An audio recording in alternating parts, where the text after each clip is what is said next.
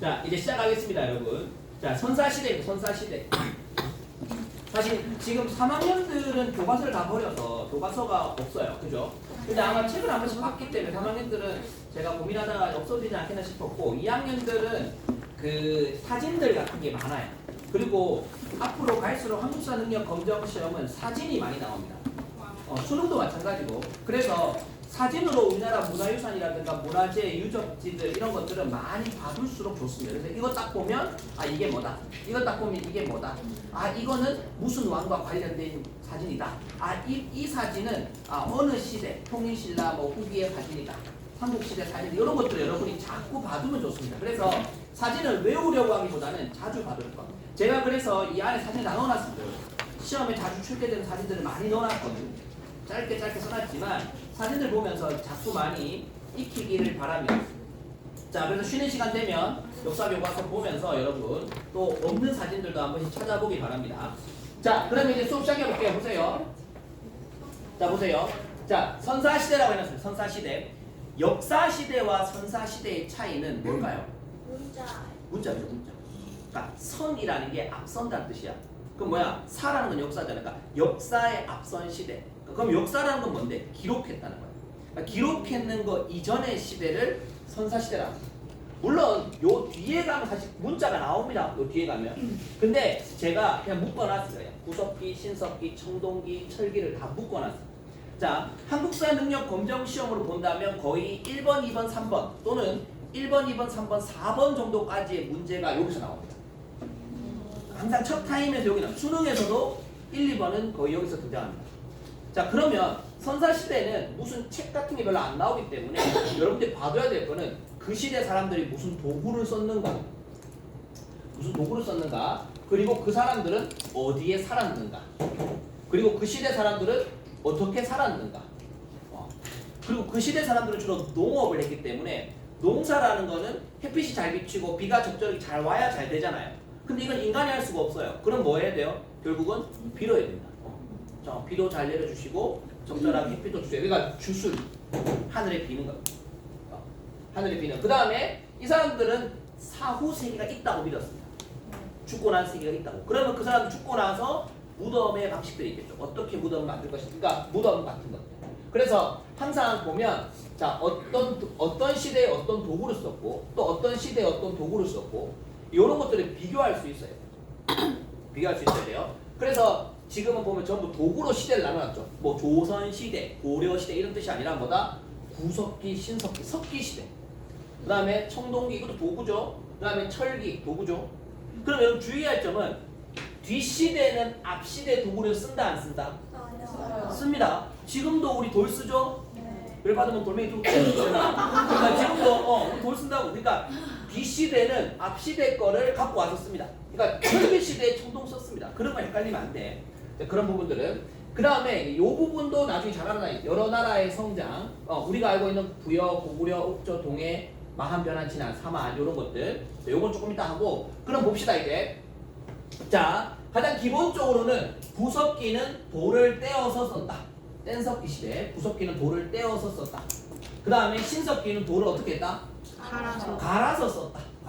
그럼 사람들의 머리가 어디가 더 좋아진 거야? 신석기죠. 드디어 사람들이 처음에 돌을 떼보니까 잘 떼지면 다행인데 자기가 쓰고 싶은 용도들을 잘 안 떼죠. 그럼 어떻게? 결국은 내가 원하는 대로 갈아버립니다. 그래서 머리가 훨씬 더 발달된 겁니다. 그래서 처음에는 돌을 떼어서 쓰고 주먹도끼라 해가지고 그 주먹 모양의 돌을 뗀 석기로 썼던 거야. 그리고 동물의 뼈 같은 거 가지고 그냥 뼈 도구로 썼던 겁니다. 그러다가 사람들이 이제 더 필요도가 많아지니까 돌로 갈아가지고 돌 삽도 만들고 돌 낫도 만들고 갈돌, 갈판 이런 거는 곡식 같은 거 이제 갈아서 쓰는 겁니다. 그럼 밑에 판이 있어야 되겠죠. 그리고 위에 이렇게 동글동글하게 이제 가는 게 있어야 되겠죠. 그런 거 만드는 겁니다. 갈았다는 말이 들어가면 전부 간섭. 그 다음에 그냥 뼈를 이용했다면 이제는 뼈 바늘을 이용해서 그물도 짜고 옷도 짜는 자 그런 수공업이 시작됩니다. 아주 집에서 아주 원시적인 수공업도 시작되겠죠. 그 다음에 가락바퀴라 그래가지고 실을 뽑아내는 비벼가지고 동물의 털 같은 데서 실을 뽑아내는 가락바퀴가 만들어집니다. 요거는 사진으로 나올 수 있어요. 요건 사진으로 나올 수 있고, 그 다음에 우리나라의 구석기 유적 중에 연천 전곡리 유적이라고 있습니다. 연천 전곡리 유적. 가끔 시험에 나옵니다. 미국의, 여기가 휴전선 근처입니다. 미국의 군인이 휴가 나와가지고 그 연천에 있는 강 옆을 건너가다가 그 돌을 발견한 거예요. 이 사람이 이제 역사에 관심 있는 학자였고, 그래서 그거를 발견해서 학계에 알리니까 이게 아슐리안형이라는 게 뭐냐면 그 유럽에만 존재하는 발달된 구석기입니다. 동아시아에는 그런 게 없다. 그래서 동아시아는 유럽보다 못하다. 이렇게 생각을 하고 있었는데 그게 아닌 거야. 동아시아에도 아시아에도 엄청 좋은 석기가, 이게 구석기 그 뗀석기가 찾게 된 거죠. 그래서 그 완전 학계의 학설이 뒤집어진 겁니다. 역사는 그럴 수 있어요. 역사는 새로운 증거가 나오면 그 기존의 학설이 뒤집어질 수 있는 겁니다. 자, 그래서 굉장히 연천 전곡리 유적도 구석기 시험 문제로 잘 등장하는 겁니다. 아마 교과서에도 있을 겁니다. 자, 그 다음에 주거 봅시다. 주거. 구석기 시대에는 농사를 안 지었어요. 돌아다녔어요. 무리를 지어 이동했기 때문에 집을 좋은 걸 지을 필요가 있다 없다? 없다. 여러분 우리 그렇잖아. 캠핑 갔는데 여러분 벽돌을 짓나?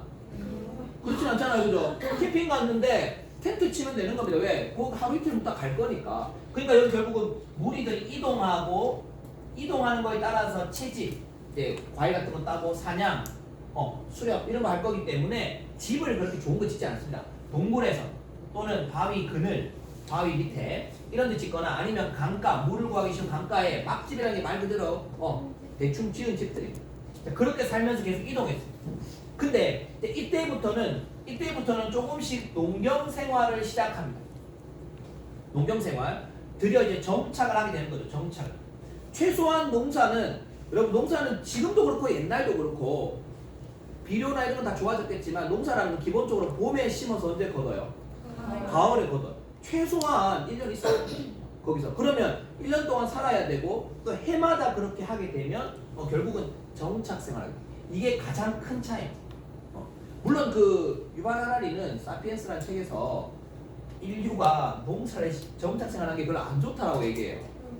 인류의 자유로운 어떤 그 생활 패턴이 하나에 묶이게 됐다고 그런 얘기도 있습니다만, 아무튼 자, 이러면 생활의 방식은 완전히 바뀝니다. 자, 드디어 이제 농사라는 건 혼자 짓는 게 불가능합니다. 어렵습니다. 지금의 기계가 많이 등장했지만 옛날에 우리 조상들이 다 같이 했던 이유는 농사를 혼자 짓기 어렵기 때문에. 드디어 시족, 부족 사회에서 평등 사회를 누리고 있었고, 그 다음에 여기에서 집도 이제 바뀌어요. 집도 드디어 이제 원형의 집, 그 다음에 모서리가 둥근 방형이라는, 여러분 방형은 네모나다는 뜻인데 모서리가 둥글다는 거는 네모난데 모서리가 요렇게 둥근 겁니다. 이렇게. 그런 걸 모서리가 둥근 방형이라.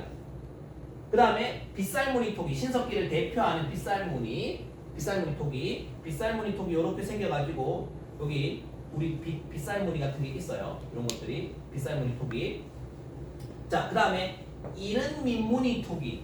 자, 이런 거는 사실은 그림을 보면 좋은데 이른 민무늬 토기랑 여기 민무늬 토기랑 달라요. 근데 이거는 뭐 사실은 여러분들 민무늬 토기라고 나오면 청동기라고 알면 되고, 빗살무늬는 신석기를 대표하는 토기고 여기는 토기가 등장하지 않습니다. 거의. 그런 차이를 알아두시면 됩니다. 정착을 했기 때문에 집은 좀 더 정교해집니다. 물론 웅집입니다. 웅집이라는 거는 이렇게 그 여기 지푸라기로 이렇게 둘러싸서 만든 집입니다. 웅집. 우리나라의 대표적 신석기 유적지는 서울에 있습니다. 암사동. 서울에 지금도 서울 가면 암사동 선사유적지가 있는데 그게 신석기 유적지입니다. 한강 근처죠. 한강 근처. 항상 강 같은 곳에 물을 구하기 쉬운 곳에 있습니다. 자, 이때는 구석기 시대는 주술적 의미가 있었지만 특별하게 뭐가 남아있는 유적이 많지 않습니다. 그런데 신석기 시대 때는 자, 조개 껍데기, 우리가 아는 가리비 같은 거 있죠. 가리비 껍질 아시죠? 가리비 껍질에 구멍을 뚫어가지고 눈, 코, 입 같은 거 만든 그런 게 남아있습니다. 저는 근데 그거 보고 이걸 내가 만약에 조개 껍데기 무덤에서 찾으면 난 이게 그 시대 사람들이 만든 주술적이라는 걸 알 수 있을까? 여러분 알 수 있을까요? 누가 그냥 어떻게 구멍이 뚫렸을 수도 있잖아요. 근데 확실히 보는 사람 눈에는 그게 보이나 봐요. 이 연천 전곡리 그 돌멩이 보면서 우리가 그 생각했을까? 여러분 남친하고 연애하다가 걸어가다가 돌멩이 보고 이거는 구석기 시대 아슐리안점 알 수 있었나 우리? 모를 것 같은데 그 보는 사람 눈에는 그게 보이는 것 같아요. 확실히 보면.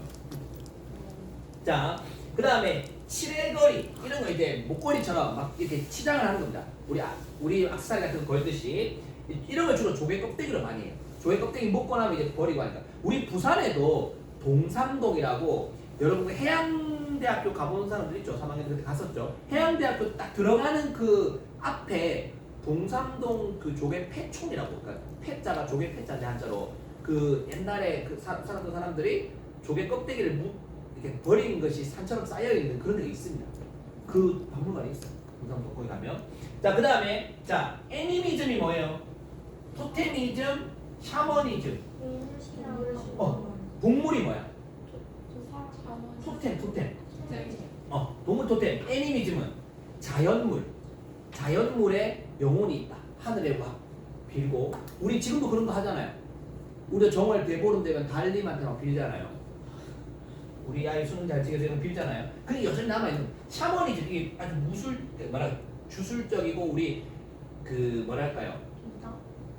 그런 것도 있지. 무당 같은 것도 있을 수 있고 여러 가지 우리가 막 비는 거. 산신령님한테 막 빌고 나무에다가 그러니까 애니미즘과 샤머니즘 같은 거 비슷할 수 있는데 그런 것들이 드디어 이제 자연물, 동물 이런 거에 사람들이 빌기 시작합니다. 그러니까 나중에 등장하는 뭐 이 당군 신화에 보면 곰이 나오고 호랑이가 나오는 게 결국 여기서 토템에서 등장하는 거예요. 그런 것들이 등장하게 되는 겁니다. 자, 구석기와 신석기 그런 것도 하면 되고 문제를 딱 풀면 여러분 이거는 구석기 거, 이거는 보기 신석기 거 우리 찾아내면 됩니다. 그 정도면 됩니다. 되게 어렵진 않습니다. 이 부분은. 그 다음 청동기 봅시다. 청동기는 드디어 봐봐 석기가 고급화되었다. 그러니까 청동기 시대에 앞시대 돌을 쓰는데 반달돌칼이 아주 시험에 잘 나옵니다. 반달돌칼 요렇게 생겼어요. 진짜 반달처럼 생기고 여기 구멍이 2개가 있어요. 구멍이 2개. 구멍의 역할은 끈을 연결해. 그 구멍에 끈을 연결해서 손가락으로 이렇게 2개 딱 넣어가지고 이렇게 딱 잡는 거죠. 잡아서 이렇게 배에는 낫과 같은 역할을 하는 거죠. 반달돌칼 아주 잘 나오는데 꼭 이렇게 생긴 것만은 아니에요. 삼각형 모양으로 생긴 것도 있고 반달돌칼 가보면. 자, 그 다음에 청동기가 드디어 등장합니다. 청동기. 근데 주로 청동기는 실제로 청동검도 있고 청동낫도 있고 다 있지만 청동을 가지고는 실제로 전쟁 용도로 많이 쓰진 않았습니다. 뭐야? 좀 미세품입니다. 과시하는 용도. 과시하는 용도가 많았고 장식용이 많았고 실제로 여전히 돌 썼었고. 자, 비파형 동검, 비파가 우리 바이올린처럼 생긴 그런 모양의 비파형 동검이 있고 거친 무늬 거울이라는 건 뭐냐면 여기 보면 잔무늬가 있고 거친 무늬가 있죠. 비교하셔야 돼요. 비파가 있고 세형이 있죠. 비파는 바이올린 모양처럼 생겼다면 세형은 일자입니다. 그 다음에 거친 무늬는 이 거울이 청동 거울이 보면 뒤에 장식이 있어요. 바짝바짝한 거 말고 뒷면에 장식이 있는데 그 장식면이 말 그대로 거칠고 이거는 뭐다? 아주 자잘한 아주 세밀하게 조각되어 있는 게 잔무늬 거울입니다. 그래서 이게 주로 한반도에서 등장하는 건데 이게 조금 더 발전한 거죠. 요거보다 조금 더 발전한 거. 중국에서 전파된 거라면 요거는 한반도에서 등장하는 거예요. 발굴됐을 때 한반도에 등장하는 거예요. 그래서 세형 동검과 잔무늬 거울이 있었다. 가장 유명한 그 잔무늬 거울이 다류 세문경이라고 있습니다. 그 숭실대 박물관에 있는데 그거 보러 가봤어요. 박물관 가봤는데 지금의 과학 기술로도 그만큼의 정교한 그걸 아주 세밀하게 못 만들 정도라고요. 국보로 지정이 됐어요. 우리 교과서에 있어요. 그 사진 나중에 한번 봅시다. 자, 그래서 이 잔무늬 거울 요 비교 이렇게 하시면서 보셔야 돼요. 자, 그 다음에 이제 보시면 배산임수. 자, 배산임수 말 그대로 뒤에는 산이 있고 앞에는 물이. 근데 왜 이런 지역에 살려고 할까? 또 있어요. 물을 구하기 쉬운 게 농사 짓면 돼. 또 뒤에 산이 있으면 뭐가 좋은데? 공기가 좋아서. 그럼 산에 가서 살면 안 되나? 공기가 좋은 곳도 있겠지. 또 우리나라는 북서풍이 불면 춥잖아요. 그러니까 추운 바람을 막 우리나라의 대부분의 집들이 다 남향이잖아. 따뜻하다고 남양이잖아. 그러니까 북쪽에 뒤에 산을 두는 거야. 그리고 집은 앞쪽으로 남쪽 두고 물을 두는데 물 바로 옆에 살지는 않습니다. 갈수록 물 바로 옆에 살면 비가 많이 오면 범람할 수 있잖아요. 그죠? 그래서 이런 것들은 지금도 많이 찾아보는 지형 중에 하나입니다. 그 다음에 집이 드디어 이제 직사각형, 그 다음에 움집도 지상으로 왔다 했죠. 옛날에 신석기 시대만 해도 움집이 땅을 파서 집을 했어. 근데 이제는 지상으로 올라왔다는 거야. 이제는 자 그렇게 지상이라는 말이 그 말이고요. 그 다음에 민무늬톡이 무늬가 없다는, 우리 뭐 민자나 그러잖아요. 그러니까 무늬가 없다는 겁니다. 그 다음에 붉은 단톡이는 그림 잘못 그리는데 이렇게 생겼어요. 비커처럼 생겼어요. 약간 비커는 이렇게 생겼지만 이건 약간 이렇게 생겼는데 붉은색이고 무늬가 없습니다. 사진으로 나중에 한번 볼게요. 자, 그래서 붉은 단톡이 이런 것들이 등장했다. 자, 요 있잖아. 철기 시대는 여러분 다른 말로 이렇게 써놓읍시다. 후기 청동기. 이렇게 써놓읍시다. 청동기가 더 세련되게 발전합니다. 철기는 나오기 시작합니다. 자, 그럼 봅시다. 이제 벼농사 및 본격적인 농경. 자, 벼농사 및 본격적인 농경. 그럼 여기서는 뭐야? 농경이 시작됐지만 벼농사를 했다 안 했다? 신석기는 안 했다. 근데 청동기부터 본격적인 벼농사가 시작됐다. 근데 이게 있잖아요. 학설이 바뀔 수도 있습니다. 왜냐면 최근에 보면 벼농사가 이때도 했다는 등장 기록들이 막 나오고 있거든요. 그런데 아직까지 우리 교과서대로 갑시다. 우리는. 자, 그래서 본격적인 벼농사가 이때 시작되었다. 그 다음에 잉여 생산물 남는 게 있는 거예요. 여러분 집에서도 딱 밥 먹을 돈밖에 없다. 싸울 일이 없습니다. 먹어야 된다. 일단. 돈이 남았다. 그 돈 갖고 뭐 할까? 하다가 싸웁니다. 돈 많은 저 재벌들이 싸우지 우리는 안 싸워요. 그죠? 그러니까 뭐야? 잉여 생산물 남는 게 등장하니까 결국은 가지는 거야. 내가 더 가지려고. 그러니까 인간의 마음에 욕심이 있기 때문에 내가 더 가지고 사유재산. 그 더 가지니까 뭐예요? 계급이 생기는 거예요. 저 집은 쌀이 10가마니 있고 우리 집은 쌀이 없다. 계급이 생기는 거예요. 사유재산이 생기면서 계급이 발생하고 계급이 발생하면서 이제 지배자가 등장합니다. 그 부족들. 요때는 이제 시족과 부족이 평등했잖아. 요때까지는 평등했습니다. 이 비교하면서 봐야 돼. 신석기는 평등했는데 요때는 드디어 이제 뭐가 나온다? 지배자가 등장. 평등하지 않다. 그래서 그 지배자가 죽었을 때 만든 무덤이 고인돌입니다. 고인돌. 자, 고인돌은 본 적 있죠? 실제 고인돌 본 적 있나요? 사진 말고. 우리가 알고 있는 여러분 탁자식 고인돌이라고 부르는 이렇게 기다란 탁자 모양의 발이 이렇게 되어 있고 돌이 이렇게 되어 있는 이런 고인돌은 주로 저기 서울보다 더 위쪽에 있습니다. 그러니까 북한에도 있고 그 우리나라로만 남한도만 본다고 해도 주로 강화도라든가 저 휴전선 근처에 있어요. 그 북방식이라고 불러요. 탁자식 또는 북방식. 우리나라 남한에도 근데 고인돌이 엄청 많은 곳이 있습니다. 전라북도 고창이라고 들어보셨나요? 고창. 고창에 가면 세계 문화유산으로 고인돌이 지정이 되어 있습니다. 그 정도로 많습니다. 돼 있는데 근데 그 고인돌 특이해. 가서 보면 고인돌 같지가 않아. 이렇게 안 생겼거든. 바위처럼 생겼거든. 바위처럼 네모난데 이렇게 생겼어. 바위. 이걸 바둑판식 고인돌이야. 옛날 바둑판 보면 이제 나무가 두껍고 밑에 발이 달려있거든. 그런 거. 요거는 남방식. 자, 그런데 이런 고인돌이 지배계층의 무덤이 드디어 이때 등장합니다. 이 시대에. 자, 그 다음에 이 시대에 유명한, 여러분 울산에 놀러 가보신 분들은 알겠지만 울산에 가면 고래와 관련된 게 많죠. 네. 가는 길에 휴게소에도 보면 뭐 고래 휴게소가 있고 고래 박물관도 있고 울산에 가면 저도 애기들 가봤는데 왜냐면 옛날에 그 울산의 바닷가에서 울산의 강 쪽으로 이렇게 들어올 때 고래들이 많이 들어왔나 봐요. 지금은 그렇게 잘 안 등장하는데 그래서 그 당시에 살았던 사람들이 바위, 그 우리 강 같은 데 가보면 여러분 이렇게 바위 같은 게 절벽처럼 있는 거 있잖아요. 거기에다가 고래를 그려놨습니다. 그게 유명한 울주 반구대 안각합니다. 반구대라는 게 이제 그런 거예요. 바위 벽에다가 거기에 고래나 각종 그 물고기 종류들을 막 그려놨습니다. 이런 게 등장합니다. 많이 잡히기를 바라는 거겠죠. 이걸 그린 이유는. 자, 그 다음에 고령, 경북 고령. 이게 대가야가 나중에 등장하는 곳인데 고령의 양전동이라는 곳에도 암각화가 있습니다. 자, 그러면 요 위에 봅시다. 요거 중요합니다. 요거 별표. 내가 별표해놓은 거 중요한 거예요. 보세요. 자, 단군과 고도